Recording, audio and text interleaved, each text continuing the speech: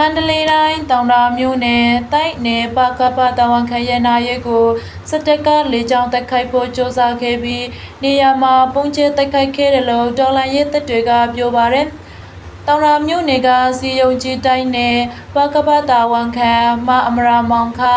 စွမ်းရည်မဟာဒုလက်အောက်ခံရေဖို့အချင်းချင်းစကားများတာကိုဝန်သားရမှာကျမ်းမတော်တဆထွက်ပြီးထိမှန်တေဆုံးခဲ့တာဖြစ်ပါတယ်။မအမရာမောင်ရနာရဲကိုဇူလိုင်29ရက်မနေ့ကနေလေပိုင်းမှာပြုလုပ်ခဲ့ရာ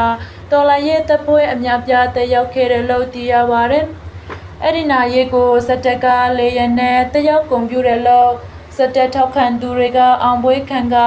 လေကြောင်းတက်ခတ်ခဲ့ကြောင်းရေးသားကြပေမဲ့နာရဲကိုရောက်နေတဲ့တော်လိုင်းရဲပေါ်တူက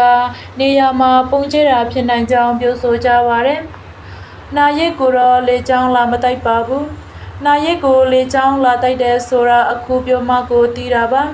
တောင်တာမြို့နယ်တနေရာကိုတော့မီ35နဲ့လေကြောင်းတိုက်တွားတာရှိပါတယ်ဒါပေမဲ့နေရာကအဝေးကြီးပြီးတော့လေကြောင်းပြတဲ့နေရာကလူလည်းမရှိတဲ့နေရာဆိုတော့ဘယ်သူမှတတိမထမိဘူးလို့အထက်ကရေးပေါ်ကပြောပါတယ်စက်တက်အာနာမသိမ်းခံကလေးကကျောင်းသားအရေးတော်တွေမှာပဝံခဲ့ပူပြီးကျောင်းသားသမဂကိုအပိခေသူမမရာမောဟာစီယုံကြီးတိုက်နေပါကဖာတာဝန်ခံပြီးအမျိုးသားဖြစ်သူလဲဒေါ်လာရဲတပ်ဖွဲ့ဝင်ဖြစ်တယ်လို့သိရပါတယ်။ကျမတော်တဆပောက်ကွေးမှုမှာဂျေဆန်ဟာနေရင်ကိုမှန်ပြီးပြန်ကန်ထွက်တာ